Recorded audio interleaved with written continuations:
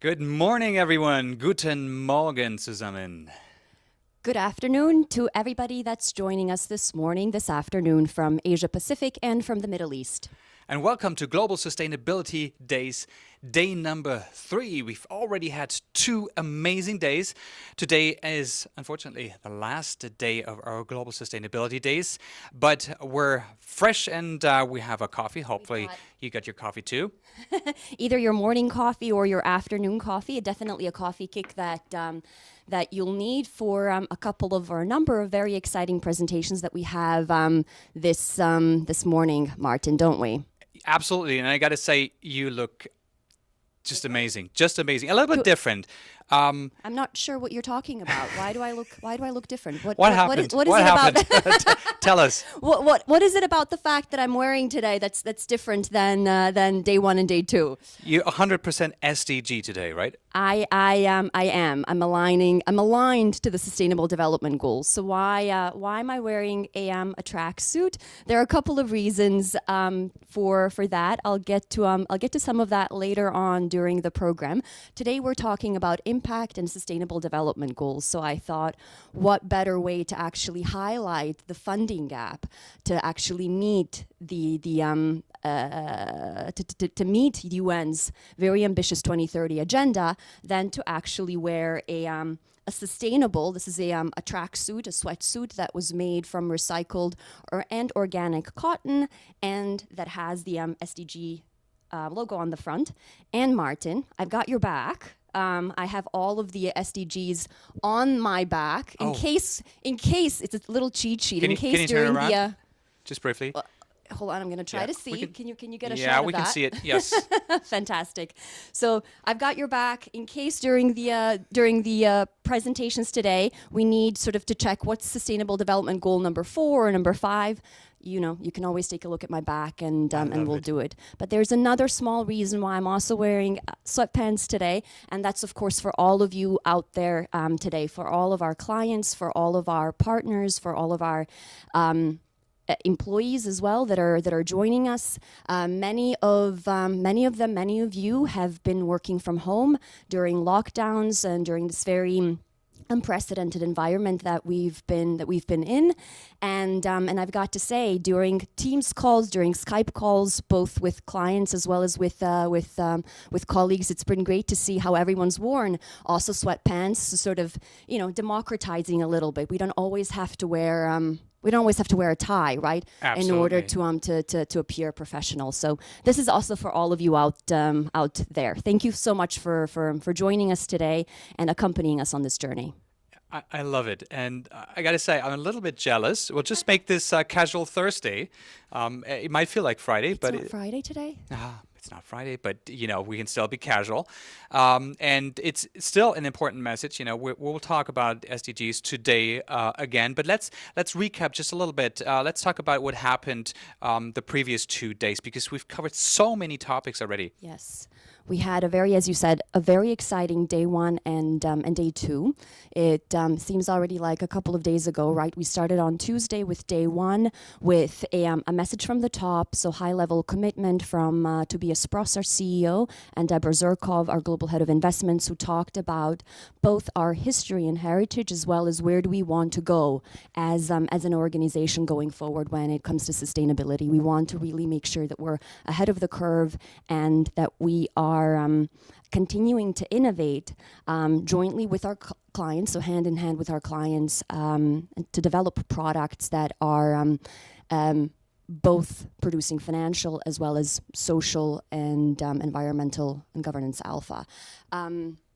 Absolutely. I mean, to me, it was really a very clear message of a clear commitment, which I think, especially in these days, it's important to hear that, to hear. It's not something that may happen, as something that there's a tendency to do, but it's a clear commitment to innovate, like you said, and to really advocate for change.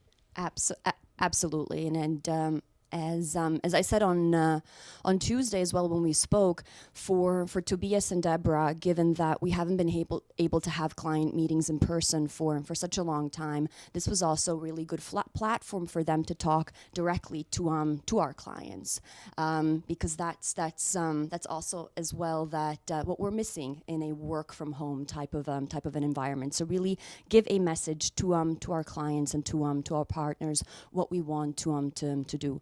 We also, during day one, talked a lot about what are some of the drivers, some of the catalysts that are driving change, that are driving also demand for sustainable products. And you have this, we talked about regulation, of course, and we also talked about the Greta Thunberg effect, if I may sort of call it that. And that's really the younger generation, millennials, Gen Zs. We learned yesterday that's what Yes. that's what comes after millennials, Gen Zs, really also pushing for change as well. And another thing we talked about on Tuesday, which was a very inspirational speech by Louis Pugh. Yes, we ended the day with really inspirational stories and I think a clear call to action that the time to act is now, the time to change. He said the train has left the station. He is an extreme swimmer that is really committed to protecting the planet's oceans, but not only the oceans, really all environments, all ecosystems that need protection. And it's just, he's an amazing human being. So do look him up, Louis Pugh. Really, really fantastic. And I think that really ended day one on a very inspiring note. Absolutely. One thing that struck, and there were so many things in his speech, in his presentation, that really stuck with me and also with a lot of you. We've been getting a lot of emails and a lot of feedback about the 2 days and about Louis's presentation in particular. This courage that he has, this mental strength, of just really sticking through it and not giving up, because he says the speed of change is so visible, especially in the Arctic regions, in the polar regions that where he's been doing some of his endurance, some of his extreme swims, that, as you said, the train has left the station. The time to act is now. So quite an inspirational way to end day one for us.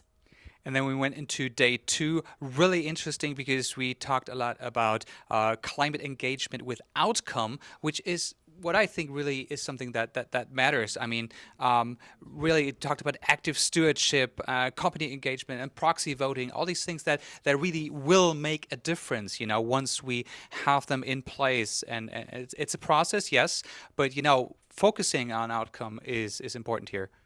Absolutely, Martin. You said it very well yourself. We spoke a lot about our research approach and actually how we work. First, obviously, we take the data from external providers, MSCI Sustainalytics, and then actually our own in-house research analysts, our ESG, our SRI analysts, actually then do their own analyses on the data itself, in order to build our sustainability framework, and then of course in order to make sure that the output of this is integrated into the investment process, and that we are really building sustainable strategies. Climate engagement with outcome, you said it, is key. So that's, in the sustainable strategy bucket. It's what we intend to do is to have conversations with the top 10 emitters within a portfolio, top 10 carbon emitters within a portfolio, to encourage them to change and transition to a low carbon economy. That's really critical. Something that Isabel Royce, who's our head of SRI research, what she said yesterday is that it's engage and change, right? So that's what we're doing. You talked about company engagement. We are engaging with companies, with in an effort to get them to change. And if that doesn't happen, then we have to divest. I know that on the institutional side, this has been done. Of course, this is a very important topic for institutional clients across France, the Netherlands, Nordics, across many parts of Europe, Germany as well. But what's also been very noticeable is that it's moving towards other parts of the world, Middle East, Asia, also. So very exciting for us that we're on this journey.